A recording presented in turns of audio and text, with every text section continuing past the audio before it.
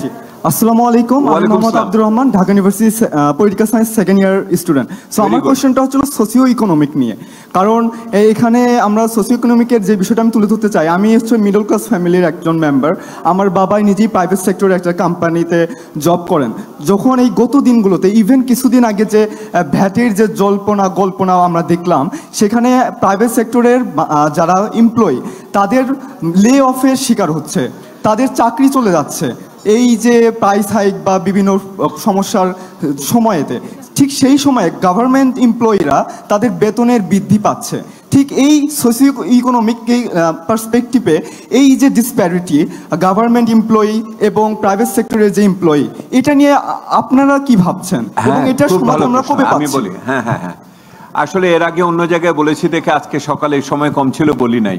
সেটা হলো যে আমলাতন্ত্রের যে এখনো গগনবিদারী যে ভূমিকা এবং তারা যে কতখানি ক্ষমতাবান, সেটা হলো যে সরকারের এত বড় ঘাটতি অবস্থানের ভিতরেও যেখানে কর আহরণ হচ্ছে না এবং ব্যয় সংকোচন করা হচ্ছে, এবং সেই রকম একটি সময় এসে তারা মহার্ঘ ভাতা মহার্ঘ ভাতা পাশ করিয়ে নিতে পারে এই তত্ত্বাবধায়ক সরকারের কাছ থেকে।